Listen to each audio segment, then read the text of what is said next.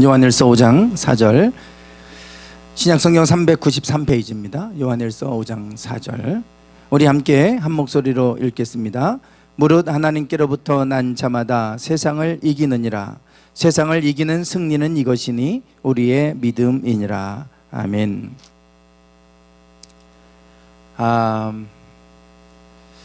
네, 지난주에 이스라엘과 관련된 그 이스라엘이 산유국이 된 것에 대해서 제가 말씀을 드렸죠. 기름 한 방울 나오지 않던 이스라엘에서 2009년부터 이제 석유가 발견되기 시작을 해서 연이어서 2010년도에도 저렇게 지중해 그 바닷가에서 석유 가스전이 발견이 됐죠. 뭐 타마르, 레비아탄, 이제 레비아탄 같은 경우는 이스라엘이 100년 동안 쓸 수 있는 에너지원이 거기에 매장되어 있다 할 정도로 거대한 양이 거기에서 발견이 됐다 그랬습니다. 그래서 거대하다는 뜻의 레비아탄이라고 이름을 지었어요. 히브리어 발음은 리바이던입니다. 리바이던. 그래서 이게 거대한 공룡을 얘기할 때 쓰는 이제 말이죠. 그 정도로 많은 이제 매장량을 보유하게 됐죠. 그리고 남부 셰펠라 지역에서는 석유가 이제 발견이 돼서 세계 매장량 1위 사우디 2,600억 배럴에 거의 맞먹는 2,500억 배럴의 석유를 발견했다고 말씀을 드렸어요. 그리고 나서 그 이어서도 삼손, 아프로디테 그리고 골란고원에서도 이제 저렇게 계속해서 발견이 되고 있는데, 골란고원에서는 셰펠라 지역이 4배가 이제 매장이 되어 있다라고 하는 말씀을 드렸죠. 어마어마한 아주 세계 최고의 산유국이 되어버렸어요. 그래서 참 놀라운 일입니다. 그 이전에는 그 석유 한 방울도 나오지도 않았고 발견도 못했는데 막 여기저기서 쏟아져 나와요. 도대체 어떻게 된 건 저도 모르겠어요. 그 전에도 분명히 탐사를 해봤을 텐데 왜 이게 갑자기 쏟아져 나오는지 저도 잘 이해가 안 되는데, 뒤 비하인드 스토리를 말씀을 드렸죠. 러스킨이라고 하는 러시아계 유대인이 러시아에서 메이저 회사, 석유 메이저 회사에서 있다가 1984년도에 저렇게 이제 이스라엘로 돌아가서 거기서 기부토 올람이라고 하는 석유 회사를 차리고 본인이 탐사를 시작했다. 그런데 탐사를 할 때 분명히 그 땅에도 적과 꿀이 흐르는 땅이라고 했으니까 있을 건데 어디 있을까? 그러다가 성경에서 발견했다 그랬잖아요. 신명기 33장에서 모세가 12지파를 축복하는 이 말씀을 보다가 여기에 있겠다 그래가지고 거기에 탐사를 시작했다고 하는 말씀을 드렸습니다. 그들이 백성들을 불러 산에 이르게 하고 거기에서 의로운 제사를 드릴 것이며 바다의 풍부한 것과 모래에 감추어진 보배를 흡수할 것이다. 이게 이제 스불룬 지파를 축복할 때 모세가 축복했던 말씀이라 그랬죠. 저 러스키는 이 말씀을 읽다가 바다의 풍부한 것 저게 분명히 가스전일 거다. 그리고 모래에 감추어진 보배 저게 석유일 거다. 그리고 탐사해서 저것들을 이제 발견하게 되죠. 스불룬 지파가 있던 땅은 이스라엘 북부 지역인데 그 지역을 탐사하면서 석유와 그리고 또 지중해 바다를 통해서 가스를 거대한 가스전을 발견을 하는 이러한 이제 쾌거를 이루게 되죠. 신명기 33장 24절에는 아셀 지파를 축복하는 말씀인데 스불룬 지파 바로 옆에 있다 그랬어요.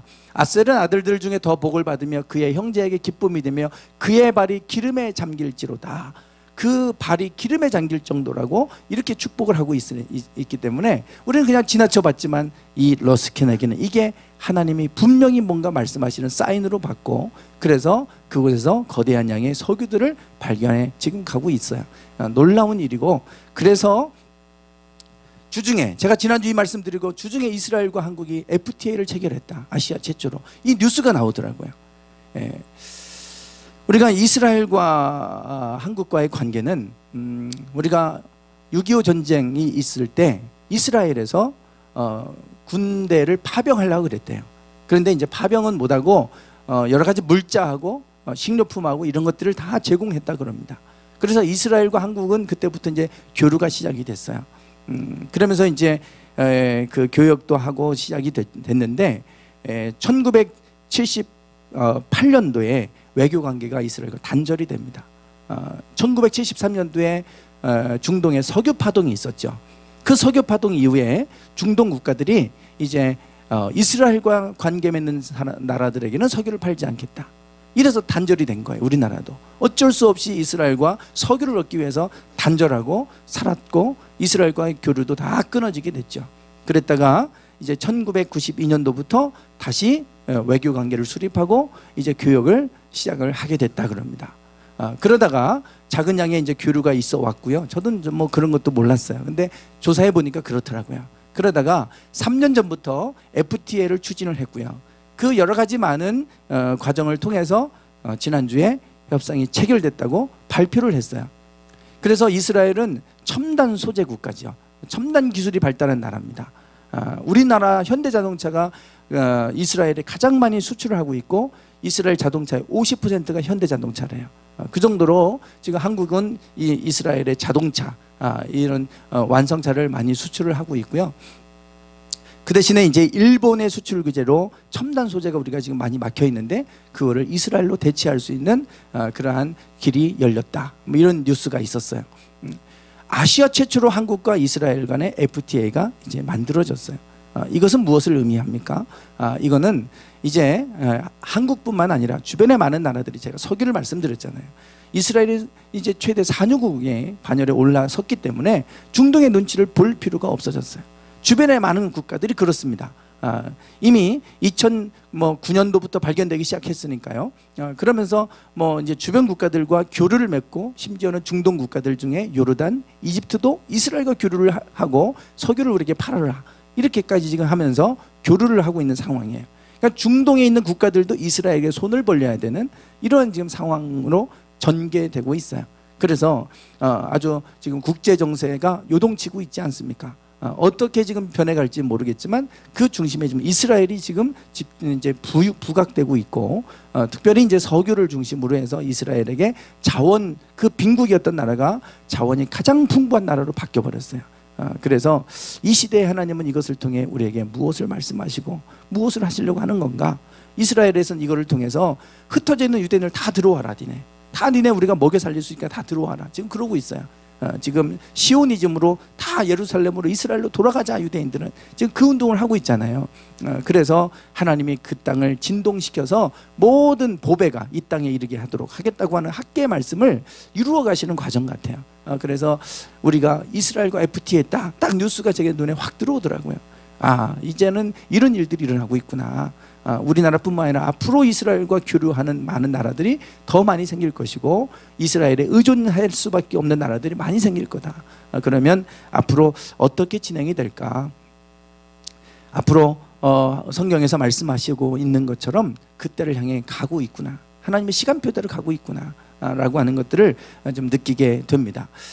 요한계시록에 보면 마지막 때에 우리에게 가장 필요한 게 뭐냐 그럴 때 칼에 죽이는 자는 자기도 마땅히 칼에 죽으리니 성도들의 인내와 믿음이 여기에 있느니라. 마지막 때가 될수록 우리에게 가장 중요하고 필요한 게 뭐냐? 인내와 믿음이다. 이렇게 요한계시록에서는 말씀을 하고 있어요. 우리가 지난 8월 달 동안 그런 적 깨어있으라 라는 주제를 정하고 마지막 때와 관련된 말씀들을 쭉 나눠왔어요. 우리가 마지막 때가 온다고 해서 그날이 도적같이 온다고 하고 말씀하고 있지만 깨어있는 사람에게는 도적같이 오지 않습니다. 자고 있는 사람은 갑작스럽게 도적같이 오지만 깨어있는 사람들은 절대 도적같이 오지 않아요. 그리고 하나님은 반드시 심판 전에는 깨어있는 자들에게 가르쳐 주셨어요. 준비하도록. 에녹을 통해 1000년 전부터 말씀하셨고요. 노아는 120년 전부터 말씀해서 방주 준비하게 했잖아요.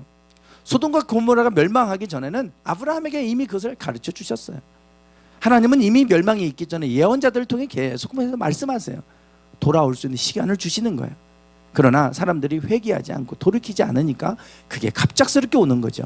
그러나 깨어있는 사람들에게는 절대 갑작스럽게 오지 않습니다. 우리에게 그걸 두려워할 게 아니라 정말 중요한 거는 우리가 준비해야 될 게 있는데 돈을 준비한 것도 아니고 돈 쌓아놓는다고 그게 무슨 의미가 있겠어요?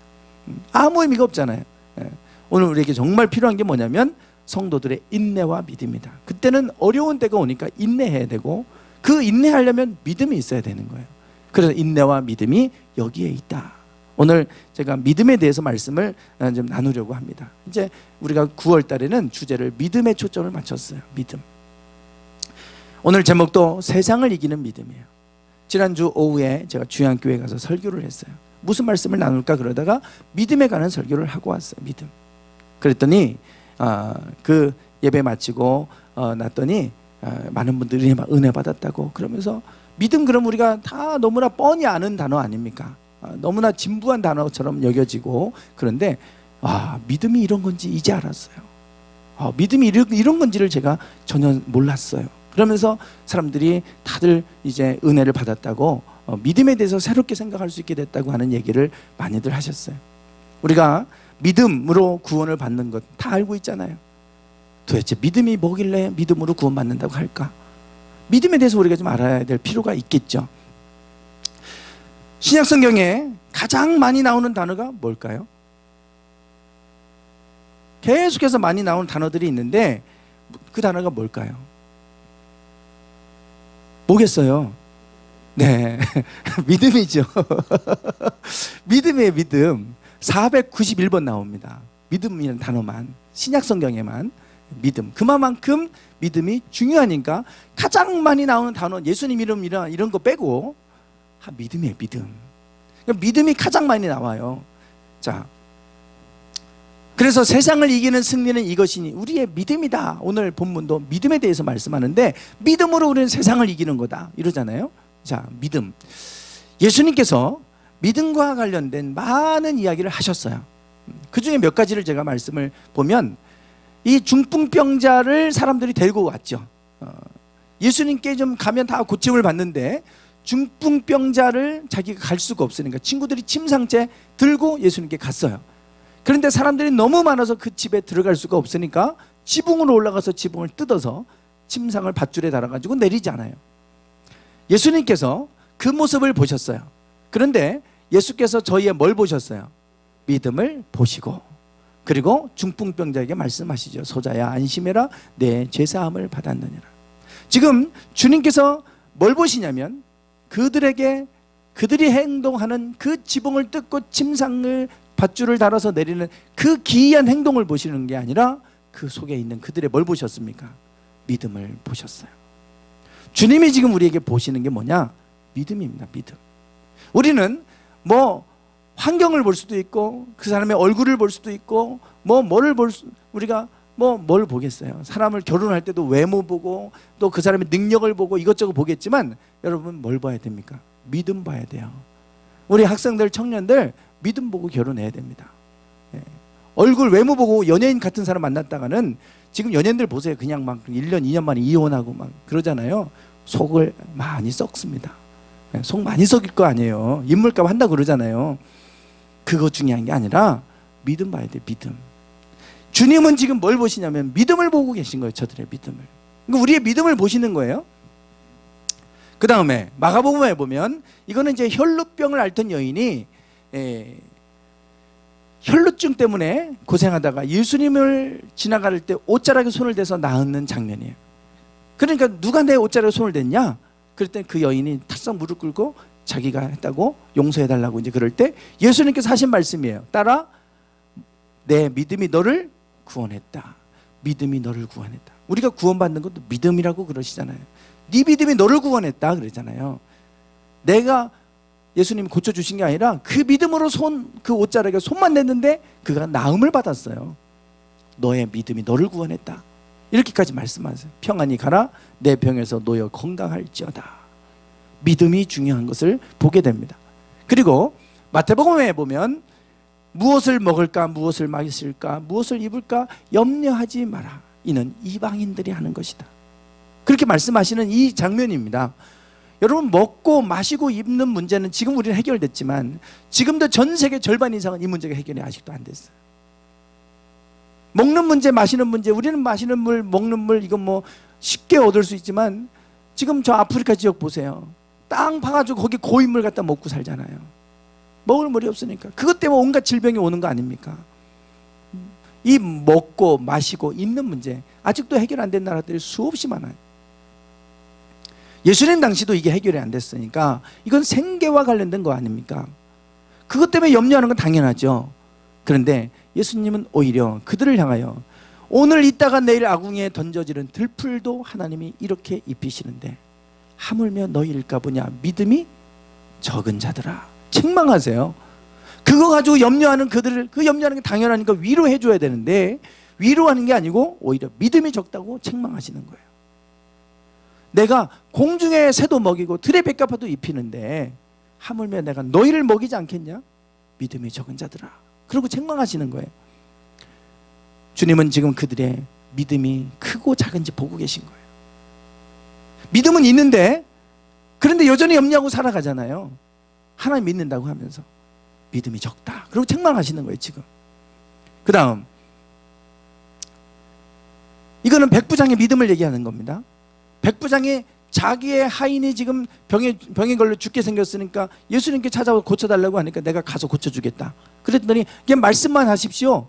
내 수하에도 그 신하들이 있어서 가라고 하면 가고 오라고 하면 옵니다. 그냥 나섰다고 가라고만 하십시오. 그럼 내가 가겠습니다. 그 이야기를 예수님이 들으시고 하신 말씀이에요. 이스라엘 중 아무에게서도 이만한 믿음을 만나보지 못했다. 믿음이 크단 얘기입니까? 작단 얘기입니까? 크다는 얘기잖아요. 이스라엘 중에서 내가 이만한 믿음을 내가 만나보지 못했다. 가라 내 믿음대로 될지어다. 그러고서 말씀하세요. 지금 주님이 보시는 건 믿음입니다. 믿음. 믿음이 있는 것 같은데 믿음이 크냐 작으냐 이거 보시고 계시잖아요. 믿음이 적다. 내가 이만한 믿음을 보지 못했다. 네 믿음이 크다. 칭찬하세요. 우리는 어떤 어려운 일을 만나면요, 그 문제가 큰 문제냐 작은 문제냐 이거 보잖아요. 문제가 크고 작은 문제, 크고 작고를 보지만 주님은 그거 보시는 게 아니라 믿음이 크고 작은지를 보시는 거예요. 우리가 문제가 크고 작은 게 문제가 아니고요, 믿음이 적은 게 문제입니다. 믿음이 작고. 주님은 믿음을 보고 계세요. 믿음에 대한 말씀을 수없이 하고 계세요. 믿음이 도대체 무엇이길래 이렇게 중요하게 말씀하고 계실까?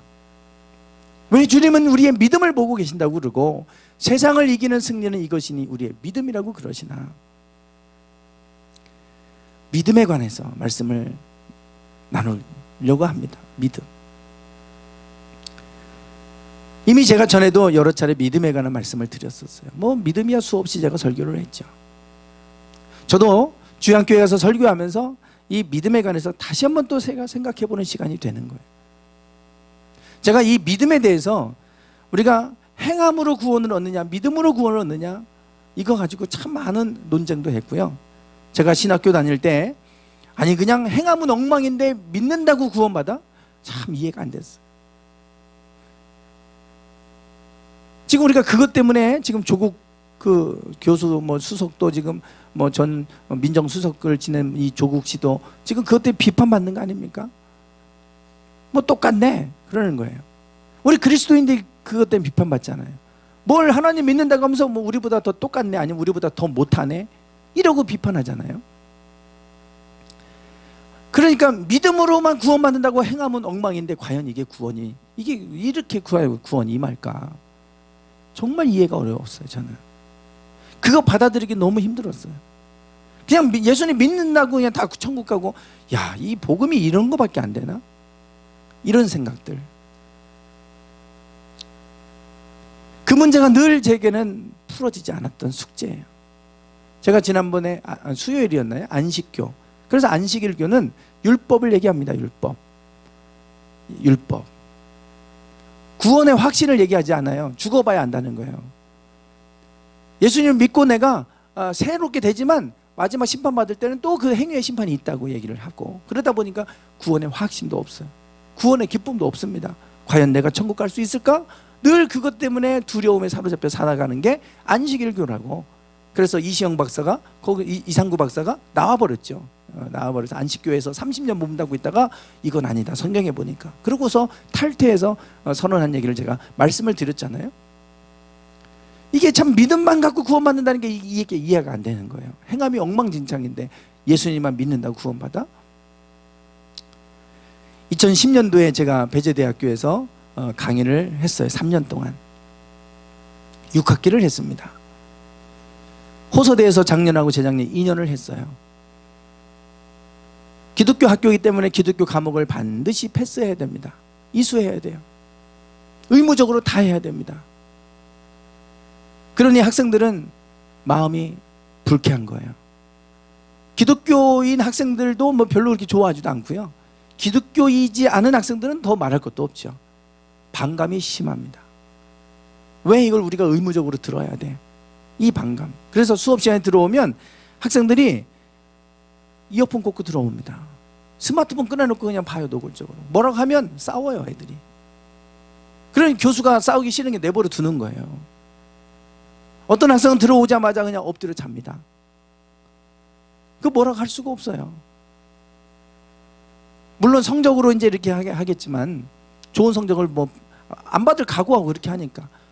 제 수업은 없었는데 제 친구가 수업하는 그 수업에서는 한 2명의 학생이 아예 들어오자마자 책상을 딱 돌려놓고 등지고 앉아버렸다는 거예요. 한 학기 내내. 그 속에서 수업을 진행을 해야 돼요. 이게 수업이 그런 애들 앉혀놓고 수업이 되겠습니까?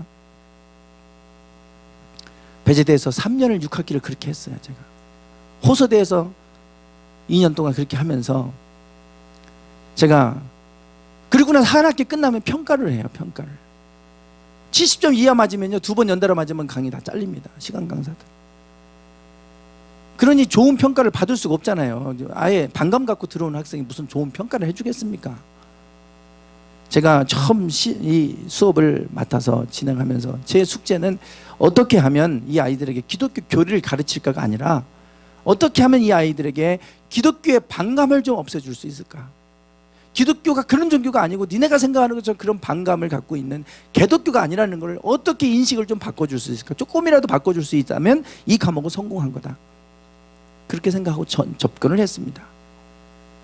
그리고 오리엔테이션을 하고 첫 시간에 제가 했던 게 믿음에 관한 얘기였어요. 믿음. 어떻게 이 아이들에게 이 수업을 진행할까? 첫 시간에 믿음에 관한 얘기를 했어요. 그리고 나서 아이들이 눈이 번쩍 뜨이는 거예요.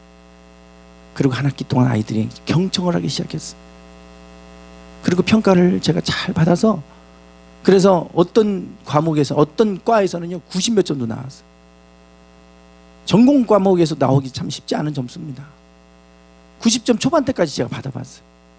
호서대에서 90몇 점을 주더라고요, 학생들이. 그 첫 시간을 시작을 제가 믿음으로 시작했어요. 믿음. 이 아이들이 제가 믿음에 대해서 생각하면 뭐가 떠오르냐? 그러면 자꾸 종교적인 얘기합니다. 믿음 그러면 물론 이제 뭐 우정 뭐 이런 얘기도 하는 학생도 있지만 믿음 그러면 뭐가 떠오르냐 그러면 자꾸 종교적인 얘기들을 많이 하는 거예요. 즉 그 얘기는 믿음은 종교인들만 갖는 거라고 하는 생각들이 우리의 무의식 속에 깔려 있는 거. 그래서 제가 이 학생들에게 질문을 했어요. 너희들 학교에 오는데 어떻게 왔냐? 어떻게 왔냐고. 그랬더니 이 학생들이 거기에 대해서 갑자기 뭐 뜬금없이 어떻게 와? 버스 타고 왔어요. 버스 타고 왔죠. 그 학생들은 배제대에는 서울에서 잘 알려져 있습니다. 지방대는 잘 몰라도요 배제대는 잘 알아요. 서울에서 배제고등학교가 유명한 고등학교이기 때문에 그 같은 계열의 학교잖아요. 같은 그 재단에. 그래서 배제대학을 잘 알아요. 서울 애들이 많이 왔어요. 지금 어떤지 모르겠지만 제 강의할 서울 애들이 많았어요. 그래서 서울에서 통학버스가 다닙니다. 대전. 그 버스 타고 다니는 걸 서울에서. 그리고 또 끝나면 또 올라가요. 그 버스 타고. 그런 애들이 많았어요. 니네 어떻게 왔어? 그랬더니 버스 타고 왔다고 그러죠. 그래서 제가 이 버스 타고 왔다고 그러니까 제가 그 다음에 물었어요. 야, 그러면 니네가 버스 기사를 아냐? 그랬더니 뭐 황당해하죠. 그건 뭐야? 한 번도 생각 안 해봤던 건데 니네가 버스 기사를 아냐? 이 사람이 운전면허증이 있는지 음주운전을 하는지 이 사람이 여러분들을 태워서 어디로 인신매매 해갈지 어떻게 알고 탔냐? 다 그 조회해보고 탄 사람 손들어봐. 그랬더니 없어. 어떻게 이 버스를 탔냐고. 학생들이 그러죠. 버스 기사를 믿으니까 탔어요. 거기서부터 수업을 시작했어요. 여러분 버스 하나 타려고 해도 믿음이 필요하다. 버스를 못 믿으면 버스 기사를 못 믿으면 버스 못 탑니다. 그렇잖아요. 여러분들이 지금 이 자리에 앉아 계시려고 해도 믿음이 필요해요. 무슨 믿음이 필요합니까? 네? 제가 주양교에서 똑같이 물었어요. 그랬더니 하나님에 대한 믿음이요. 아니 그런 거 말고요. 그냥 원초적인 거. 그 믿음이 있으니까 여기 와 계신 건 당연하죠. 하나님에 대한 믿음이 있어야 오지. 그거 말고 여러분 이 자리에 앉아 계시려면 믿음이 필요해요. 무슨 믿음입니까? 이 건물이 무너지지 않을 거라는 믿음. 그죠? 이 건물이 무너질 거라고. 이 건물이 불안해서 못 하겠어. 막 차가 대형 버스가 지나가고 무슨 화물차 지나가고 막 흔들리잖아요. 이게 무너질까 봐 겁나서 나도 이거 못 있겠어. 그러면 여러분 이 자리에 못 앉아 계십니다. 저기 유아실은 더더욱 말할 것도 없어요. 애들 막 뛰어다니고 그러는데 저거 무너지면 어떡합니까? 못 앉아 있어요. 여러분이 사시는 아파트요? 믿으니까 평안하게 발 뻗고 주무시는 겁니다. 그거 언제 무너질지 몰라. 붕괴될지. 주무실 수 있겠습니까? 여러분 믿음이 없으면 할 수 있는 게 하나도 없어요. 우리가 엘리베이터요? 아파트 올라가시려면 엘리베이터 타셔야 되잖아요. 엘리베이터 저거 줄이 뚝 끊어지면 어떡하시겠어요? 타시잖아요. 탈 때마다 혹시 이거 끊어지면 어떡하지 이런 생각 우리가 하잖아요. 여러분 엘리베이터 타려면 뭐가 필요하겠어요? 믿음이요. 믿음. 뭐 돈이 필요한 것도 아니고 그냥 믿음이 있어야 타는 거 아니에요. 엘리베이터 못 믿으면 어떡하셔야 돼요? 계단을 올라다니셔야 됩니다. 계단을 올라다니셔야 돼요. 계단으로 올라다니셔야 돼요. 그냥 못 믿으면. 이 세상의 모든 것들이요, 제가 보니까 믿음이 뭔가 보니까 이 세상에 믿음이 없으면 살 수가 없어요. 여러분 악한 사람도요 엘리베이터 아무 상관없습니다. 착한 사람은 엘리베이터 타고 악한 사람은 엘리베이터 못 타고 그러나요? 아무 상관없죠. 아무리 악한 사람도요 엘리베이터 믿으면 그냥 타면 끝이에요.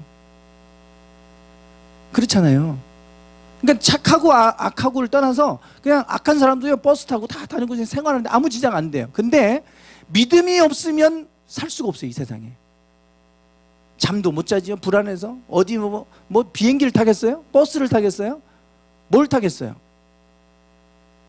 다 할 수 있는 게 하나도 없다니까요. 제가 보니까 인간이 살아가려면 믿음은 절대적으로 필요하구나. 제가 학생들에도 그랬어요. 여러분들이 진화론이나 창조론이나 그러면 진화론은 과학이라고 생각하고 창조론은 종교라고 생각하는데 진화되는 거 본 사람 없죠. 그것도 진화됐을 거라고 믿는 거고 우리는 하나님 창조했다고 믿는 거다. 믿음 대 믿음이다. 신이 없다고 믿는 것도 믿음이고 신이 있다고 믿는 것도 믿음이다. 우리만 믿음 갖고 있는 게 아니라 니네도 믿음 갖고 산다고. 신이 없다고 믿는 니네들도 믿음 갖고 사는 거라고. 자기가 믿음 있다고 생각을 해보지 않았는데 다 믿음인 거예요. 신이 없는 거 본 사람, 증명할 수 있는 사람 없잖아요. 믿음이에요, 없다는 믿음이에요. 그래서 제가 그랬죠. 신이 있다고 믿고 사는 거하고 신이 없다고 믿고 사는 거하고 어떤 게 나을 것 같으냐? 우리는 신이 있다고 믿기 때문에 아무리 불치병에 걸려도 그 신이 낫게 해줄 거라는 믿음 때문에 살아나는 기적도 일어난다. 없다고 믿으면 암에 걸리면 좌절해서 절망 속에 염려하다가 싫은 앓다 죽어갈 텐데 어떤 게 나을 것 같으냐고. 애들이 눈이 반짝반짝해요. 어차피 믿을 거면 있다고 믿는 것도 괜찮겠다. 나중에 평가를 한 학기 끝나고 평가받는데 가까운 교회 가보겠습니다. 이런 애들이 몇 명 나왔어요. 우리가 가지고 있는 믿음에 대한 생각을 제가 깨뜨려 놨는데 우리가 보니까 다 믿음 갖고 사는 거예요. 믿음 없는 사람이 없어요. 다만 믿음이 어떤 믿음이냐 종류가 다를 뿐이에요.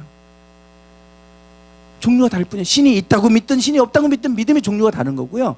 믿음이 있어도 하나님이 있다고 믿는 사람들도 많아요. 사후세계가 있을 거라고 생각하는 사람, 신이 있을 거라고 생각하는 사람 보면 거의 반 정도는 손은 들어요. 교회 다니고 안 다니기를 떠나서. 그런데 믿음이 크냐 작으냐의 문제예요. 우리 여기에 있는 분들이 다 믿음 갖고 있으니까 우리가 이 자리에 와서 예배 드리는 건데 하나님에 대한 믿음, 그 믿음이 사람마다 다 다릅니다. 주님은 그 믿음 보고 계신 거예요. 그 믿음 보고 계신 거예요.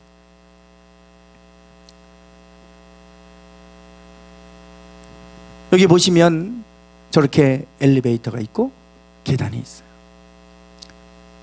이 세상도 살아가는데 믿음이 없으면 못 살잖아요. 이 세상 살아가는데도 믿음이 절대적으로 필요해요. 행함은 절대적으로 필요하지 않아요.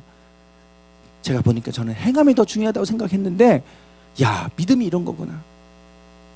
이 세상을 살아가는데 믿음이 절대적으로 이렇게 필요하다면 하나님 나라는 어떻겠습니까?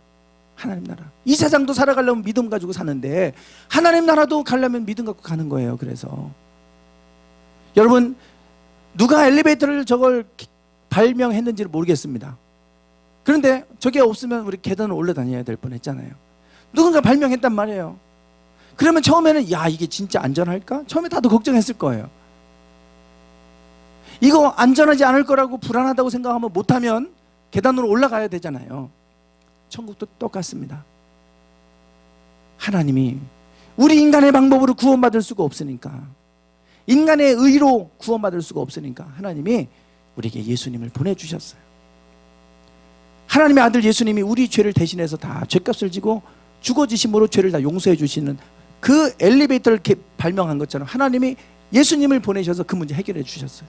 이제는 누구든지 예수님의 이름을 믿고 우리의 죄를 사해 주셨다는 걸 믿고 예수님께 붙으면 돼요. 그냥 그럼 쑥 올라가면 끝나요. 그냥 그거 못 믿겠다, 야 예수님 믿는다고 구원받아?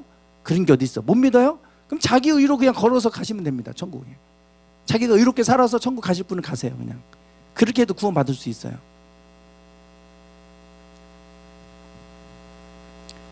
비행기를 못 믿으면 미국 가려면 어떻게 가야 돼요? 배 타고 걸어 다니고 해야죠. 뭐. 배도 뭐 못 믿으면 그냥 헤엄쳐서 가셔야 돼요. 예? 못 믿으면 그렇게 하셔야죠. 어떻게 해요? 여러분, 그렇게 해서 미국 갈 수 있습니까? 수영해야 갈 수 있고 뭐 갈 수 있는 분이 계세요? 없잖아요. 천국은 어떻게 우리 인간의 의로 어떻게 가요? 저렇게 걸어서 못 가죠. 하나님은 그래서 우리가 예수 그리스도로 말미암아 구원을 받는다고 하는 게 방법이 그거밖에 없다고 말씀하시는 거예요. 우리 힘으로 갈 수 없으니까, 우리 힘으로 저 고층 빌딩 올라다니기 힘드니까 엘리베이터 개발해주고 거기만 타기만 하면, 믿고 타기만 하면 되는데 안 타요. 못 믿는다고. 이게 믿음입니다. 오늘 우리에게 믿음을 주신 것은 선물이에요. 선물. 예수 그리스도를 이 땅에 보내주신 게 기쁜 소식이고, 우리의 의로, 율법의 의로 구원받을 수 없기 때문에 예수님이 단번에, 구약에도 은혜는 있었어요. 그래서 죄를 질 때마다 제사 드려야 돼요. 양 한 마리씩 잡아서. 그러나 예수님이 단번에 이걸 다 해결해 놓으셔서 회개하기만 하면 다 구원받도 해주셨잖아요. 방법은 똑같지만 이제는 우리가 죄를 질 때마다 제사를 지내지 않아도 예수님의 이름으로 다 용서받게 해주셨어요. 그거 믿고 그냥 예수님만 믿으면 되는 거예요. 이것이 믿음입니다. 여러분, 오늘 본문 말씀 한번 읽어볼까요? 시작.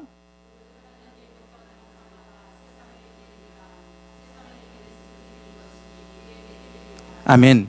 우리 힘으로는 절대로 세상을 이길 수 없습니다. 우리 힘으로는 절대로 세상을 못 이겨요. 우리가 얼마나 나약한 존재인지요. 작심삼일 3일도 못 갑니다. 지난번에 지은이 다이어트 한다고 그러더니 그 다음날 뭐 먹고 막 이러잖아요. 그게 지은이만의 얘기가 아니라 우리 다 마찬가지. 저도 자꾸 갈수록 배가 나와가지고 좀 줄여야 되는데 이게 안 줄여져요. 이게 그냥 뭐 중년이니까 나오는 거지. 그러고 살아요. 그냥 자꾸 자기 합리화하면서 살아가지. 이게 안 되잖아요. 여러분, 우리가 세상을 이긴다는 게 얼마나 어려운 일이에요. 나도 못 이기는데 뭐를 이겨요? 나를 뭐를 못 이깁니다. 그러나 세상을 이기는 승리는 이것이니 우리의 믿음이다 그랬어요. 우리는 이길 수 있는 힘이 없어요. 그러나 우리에게 하나님이 계시, 우리가 그 하나님을 믿고 나갈 때 그 하나님께서 우리를 이길 수 있도록 도와주시고, 지혜도 주시고, 힘도 주시고, 돕는 사람도 붙여주시고, 그래서 이기게 하시는 거예요. 믿음만이 세상을 이기게 합니다. 왜냐하면 하나님이 이길 수 있도록 하시니까. 우리 힘으로는 절대로 못 이겨요. 그래서 마지막 때가 되면 우리가 감당할 수 없는 많은 핍박들이 올 건데 니네 힘으로는 절대 그거 못 견딘다. 믿음이 있는 자가 이긴다. 이렇게 말씀하는 거예요. 여러분, 갈수록 세상이 악해진다고 우리가 이 세상만 우리가 탓할 것이 아니라 우리는 믿음을 키워가면 돼요. 어느 시대든지, 지금도 어렵다고 하지만 옛날 사람들 다 어렵다고 다 하겠어요. 어렵지 않은 시대가 어디 있습니까? 그러나 그때마다 우리를 이기게 하는 것은 믿음이에요. 하나님이 우리로 하여금 이길 수 있는 힘을 주시고, 그것이 바로 믿음에 있다 그렇게 말씀하세요. 오늘 우리의 믿음을 다시 한번 돌아볼 수 있기를 원합니다. 믿음이 이럴 겁니다. 믿음으로 구원받는다고 하는 게, 저는 정말 이게 잘 이해가 안 됐는데 보니까 믿음이 이런 거였구나. 믿음이 이렇게 중요하다. 그러면 왜 주님이 우리의 믿음을 보고 계신지 이해가 되잖아요. 하나님은 믿는 자를 통해 일하시는 줄 믿습니다. 믿음을 통해 구원하시고 믿음을 통해 일하세요. 오늘 내 능력이 아니라 하나님의 능력을 바라보고 하나님을 신뢰하고 그 믿음으로 나갈 때 하나님이 그 믿음을 통해 역사하실 줄 믿습니다. 기도하겠습니다.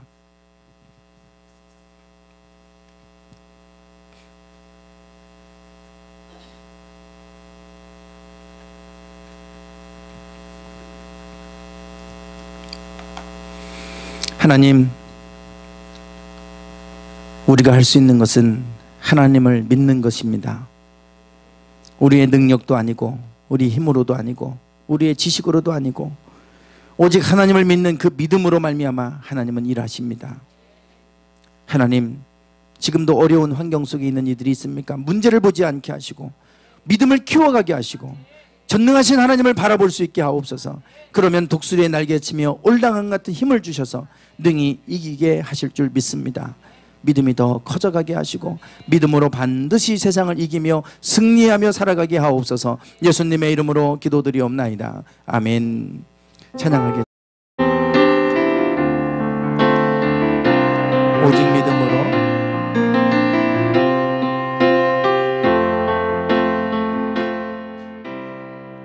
세상은 들리고 남들은 변하여도 나는 주를 섬기리. 주님의 사랑은 영원히 변하지 않네. 나는 주를 신뢰해. 다시 한번 세상은 들리고 사람들은 변하여도 나는 주를 섬기리. 주님의 사랑은 영원히 변하지 않네. 나는 주를 신뢰해. 오직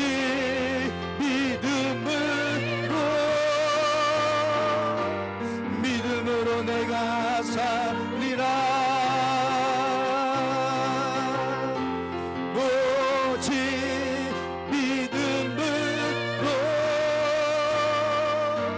믿음으로 내가 살리라.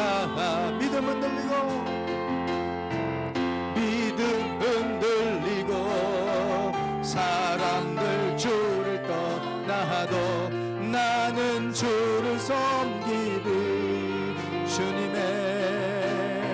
주님의 나라는 영원히 쇠하지 않네.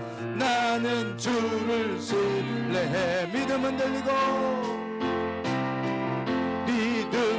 들리고 사람들 주를 떠나도 나는 주를 섬기리. 주님의 나라는 영원히 쇠하지 않네. 나는 주를 신뢰해. 오직 믿음으로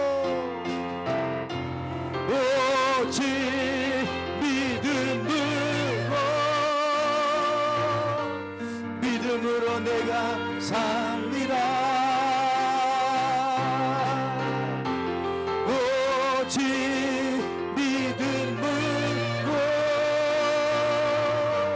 믿음으로 내가 살리라. 오직 의인은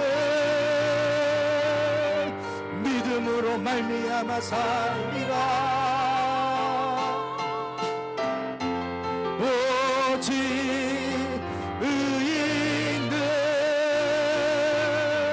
믿음으로 말미암아 살리라. 오직 믿음으로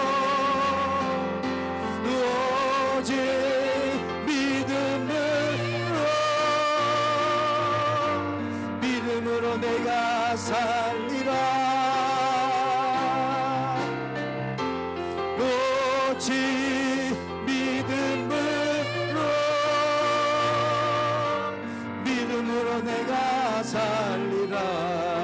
오직 의인은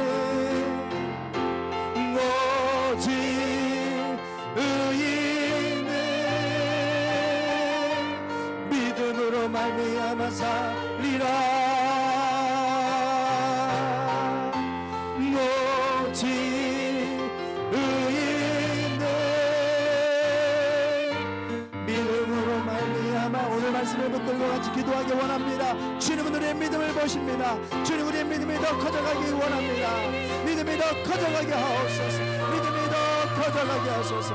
주여 하나님 무엇을 염려하며 무엇을 두려워하며 삽니까? 주님 전능하신 하나님, 전능하신 하나님, 전능하신 하나님 바라보게 하시고 하나님 그 믿음으로 살아갈 수 있도록, 그 믿음으로 살아갈 수 있도록 하나님 아버지여 우리의 믿음이 더 자라나게 하시고 더 커져가게 주시옵소서.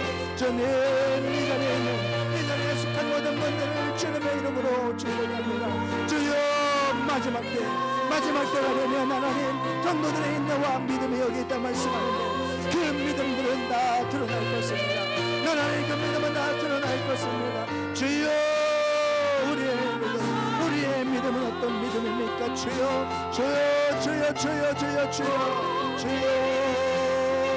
아바 아버지 주님 아버지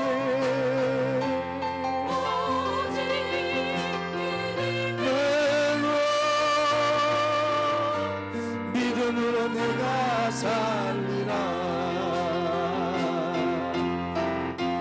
오직 의인은 믿음으로 말미암아 살리라. 오직 의인은 믿음으로 말미암아 살리라.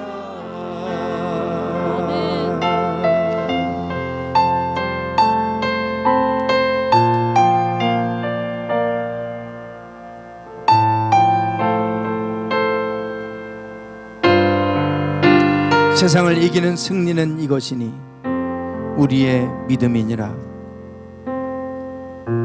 주님은 우리의 믿음을 통해 일하십니다. 하나님에 대한 믿음이 크지 않으면 세상을 이길 수 없음을 우리가 깨닫습니다. 우리 의지만 가지고 살아갈 수 없고 우리의 노력으로 살아갈 수 없습니다. 구원은 그렇게 임하지 않으며 또한 우리의 삶의 의로움도 그렇게 이루어지지 않습니다. 주님, 이미 주님을 통해 우리의 모든 죄를 사하시고 우리를 의롭다 칭해 주셨던 그 하나님의 그 은혜를 알아가게 하시고 하나님 믿음으로 믿고 예수 그리스도의 이름으로 나아가게 하옵소서. 이 믿음이 우리를 세상으로 하여금 이기게 함을 믿습니다. 주님, 마지막 때가 되면 그 믿음이 다 드러날 것입니다. 우리의 믿음이 작고 큰지 어떤 믿음인지 다 만천하에 드러나게 될 것입니다. 그때 우리의 믿음을 통해 알곡과 쭉정이가 나눠지게 될 것입니다. 모양은 그리스도인일지라도 믿음이 없이 하나님 앞에 종교인으로 나와 있을 수 있사오니 우리가 그런 모습 가지고 살지 않게 하시고 전능하신 하나님, 온 우주 만물을 말씀으로 창조하신 그 하나님을 온전히 신뢰하며 믿음으로 믿고 주님 의지하며 살아가는 저희들 되게 하옵소서. 하나님, 이 믿음으로 날마다 이기며 나가게 하시고 이 믿음으로 하나님의 은혜 누리며 살아가게 원합니다. 하나님, 우리에게 믿음을 더하여 주시옵소서. 지금은 우리 주 예수 그리스도의 은혜와 아버지 하나님의 극진하신 사랑하심과 성령님의 감동 감화 충만하심이 하나님을 향한 더 큰 믿음을 가지고 세상을 이기며 승리하며 살기를 소망하는 당신의 사랑하는 모든 성도들 위해 이제부터 영원토록 함께 하시기를 간절히 축원하옵나이다. 아멘.